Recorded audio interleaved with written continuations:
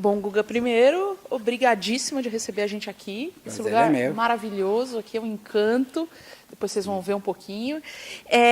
Eu queria começar perguntando, acho muito interessante porque você é a personificação do tudo ao mesmo tempo agora, né? Aquela coisa do é um músico, é o produtor, faz a gestão de espaço e está em todas as frentes aí. Queria começar perguntando, tentando traçar uma trajetória mesmo, assim, como é que você começa a contar essa história?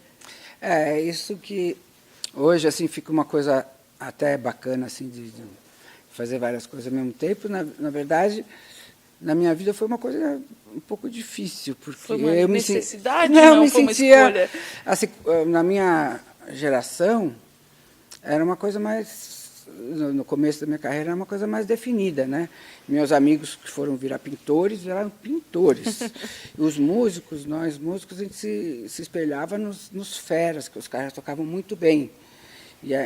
Então, assim, era uma coisa mais muito focada, muito especializada. E minha personalidade não batia muito nisso. Então, na verdade, eu me sentia muito disperso. Uhum. Mas, por um acaso, o mundo virou para esse lado. Então, hoje, a gente aqui no Centro Cultural, a gente convive com muito cara jovem. Uhum. E você já não sabe mais de onde o cara vem. Porque tem o cara que veio da periferia, bailarino e videomaker. Aí você tem o outro que chegou, que faz direito e, ao mesmo tempo, ele é músico. Então, assim, isso me deu um grande alívio. Eu comecei a me sintonizar dessa maneira mais... Se identificou, né? Mas, assim, eu comecei estudando psicologia, que eu queria ser psicólogo, e música. Eu não pretendia ser músico profissional. Eu fui meio por acaso, porque naquela época as gravadoras investiram em jovens bandas. E uma coisa que eu fazia por prazer, comecei a tocar, e comecei a viajar e virei músico. E aí fui tendo contato com as coisas, né? com teatro, com literatura. E eu toco vibrafone, que é um instrumento de percussão, né? Um xilofone, assim. Ele é um instrumento que não é muito usado. Então, na minha inquietude, eu comecei a me associar a pessoas para criar espaços para poder tocar o meu som. E daí que eu acabei me envolvendo com produção cultural e espaços culturais, né? E como é que... E o produtor musical aí, que você também tem uma história, uma trajetória importante como produtor musical, né? Como que é também algo natural do músico ao produtor? Como que é que... Eu sou mais produtor das minhas coisas, né? Mas, assim, você começa a ter uma experiência das etapas, né? Então, você sabe... vamos gravar um disco. Tá, então, quais são as músicas? Aí, quais são os instrumentos que a gente vai usar? Quanto tempo de estúdio vai usar? E mais do que isso, é tentar perceber o que o artista tem de bacana e tentar... Poxa, se é um artista novo, ele tem que estar bem em evidência. A voz, a personalidade dele. Se é um cara que já fez muita coisa, ele pode ousar fazer um trabalho que ele está lá no meio de uma orquestra. E assim a gente vai... Tem uma narrativa, né? Essa produção musical é uma questão de passar a experiência. A experiência é uma coisa que não se passa, por isso a gente trabalha com produtores. E eu tenho os caras que produzem minhas coisas que eu admiro muito também. E você começa, a gente estava aqui comentando antes de começar a gravar aqui, né? Você tem passagens muito interessantes na música. O Tom estava lembrando de quando você tocou com Marisa Monte, ainda lá no início. Conta aí pra gente essas curiosidades desse percurso aí. Curiosidades tem várias, porque em qualquer profissão que você exerça por muito tempo, né, você conhece as pessoas daquele segmento. E a Marisa foi assim, no final dos anos 80, aqui em São Paulo, a gente tinha um grupo de jazz chamado Nouvelle Cuisine. Uhum. E a Marisa morava no Rio, ela era muito nova, ela tinha uns 20 anos. E a gente tinha uma certa afinidade artística, assim, ela fazia mais música brasileira, mas fazia um pouco de jazz, tinha essa coisa mais... que eu chamo de yuppie. No sentido de brincadeira pejorativo. Sim. E também no que foi bom para nós. A gente fazia uma música que era jazz e ela fazia uma coisa sofisticada assim. Então a gente passou naturalmente a se frequentar. Ela frequentava os nossos shows, nos frequentava os shows dela. Aí a gente gravou junto e fez algumas coisas juntos e tornamos-nos amigos. Foi uma coisa bacana.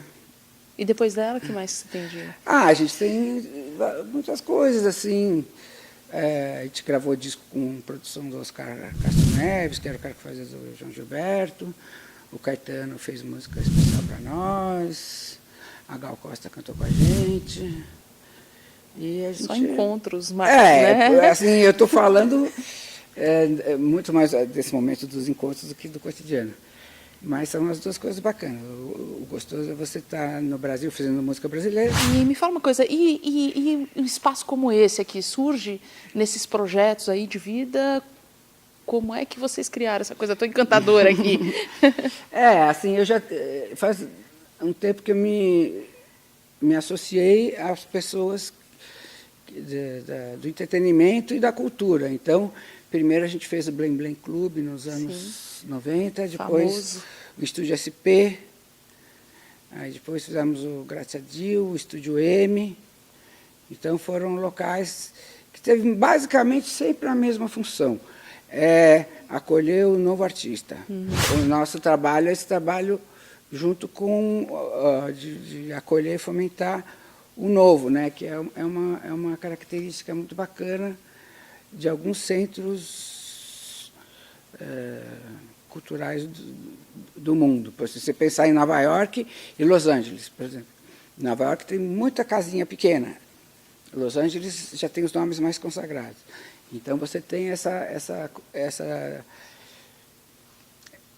possibilidade de gerar o novo, onde esses lugares menores se associam e criam um circuito.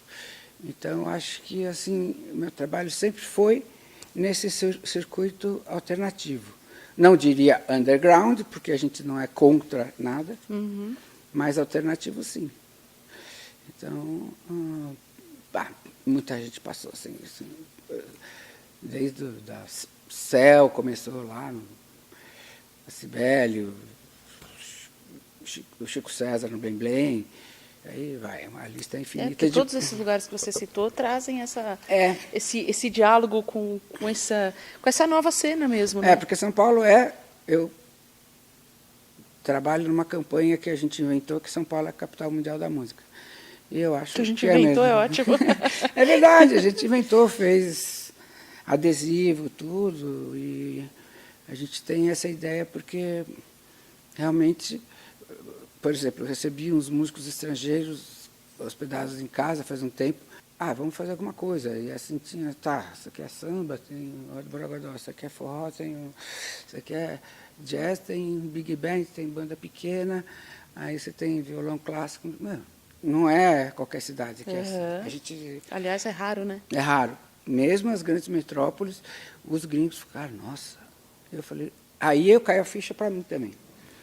Nossa, realmente não é assim em outros lugares do mundo. Então, São Paulo é uma cidade que tem uma certa crueza, uma certa crueldade, mas ela culturalmente é absurdamente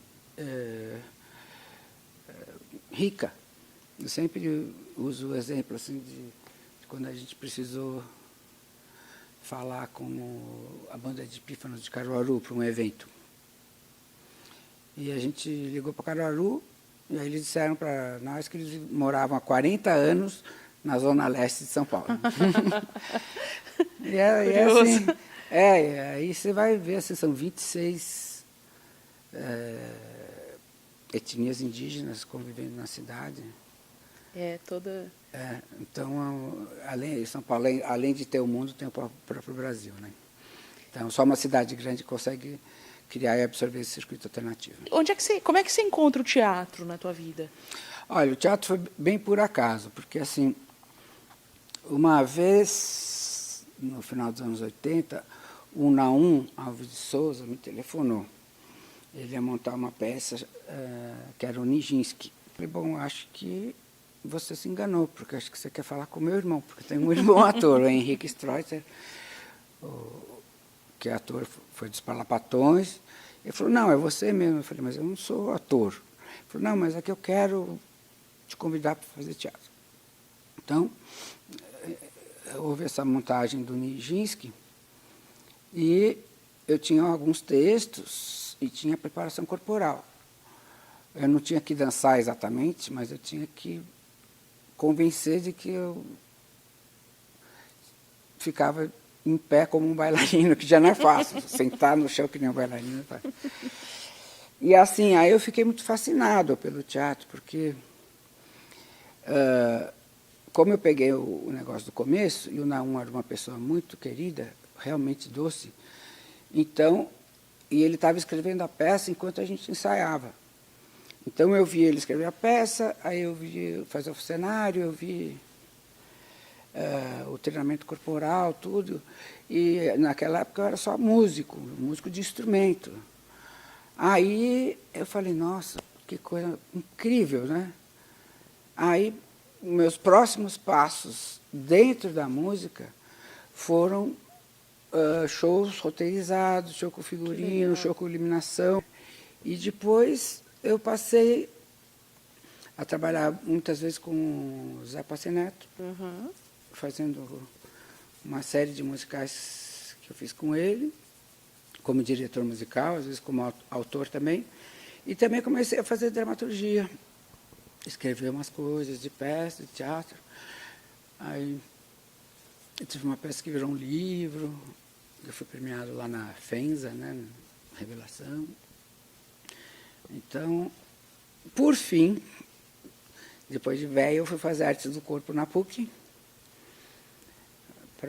E aí eu fiquei realmente mais em contato com a multimídia. Aí foi que eu tive vontade de construir o Rio Verde, que em princípio era pensado aqui, essa sala música e teatro, tem uma sala de práticas de teatro, tem um estúdio de música, um coreto para a cultura popular, a ideia de integrar as disciplinas, né? Então, assim, eu acho que meu contato com o teatro foi muito importante. E eu costumo dizer assim, que eu, Guga, considero o teatro mais ou menos a mãe de todas as artes. Primeira vez que fui para a Europa, adulto, eu tinha ido quando era criança. Aí eu estava lá com uma amiga e eu não sei falar francês, mas eles estavam lá discutindo lá. Porque tinha uma rua que o fluxo dos carros ia em direção ao monumento. Por motivo urbanístico, eles mudaram o fluxo dessa rua. Então as pessoas não iam em direção ao monumento. Elas vinham e aquilo estava incomodando alguns cidadãos franceses. Então eu achei muito interessante, assim, é uma viagem mesmo. Né?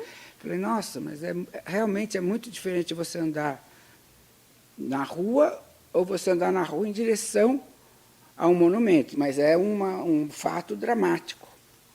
Né? Então, eu pensei, poxa, então é muito diferente você percorrer um caminho e você percorrer um caminho dramático. Mas muito interessante, adorei isso. E fiquei pensando, eu dou aula também, e estava pensando nisso em sala de aula, como também é a mesma coisa. Quando você tem uma narrativa, que é a coisa que a gente vai falar, às vezes sabe muito e não chega, que é a questão da didática e tudo, mas a forma de dizer, a forma de o que tem por trás disso. O Nelson Rodrigues sempre fala isso também, né? Porque ele fala assim, teve um incêndio, morreu um monte de gente. Não vendeu nenhum jornal. Eu estou falando bem cruel com o Nelson Rodrigues. Assim, aí se o cara fala assim, teve um incêndio, morreram várias pessoas e tinha um passarinho. E o passarinho na gaiola foi cantando até... Cantou e morreu. Aí, outro peso, né? assim, é outra coisa. É um peso dramático. O peso dramático. É.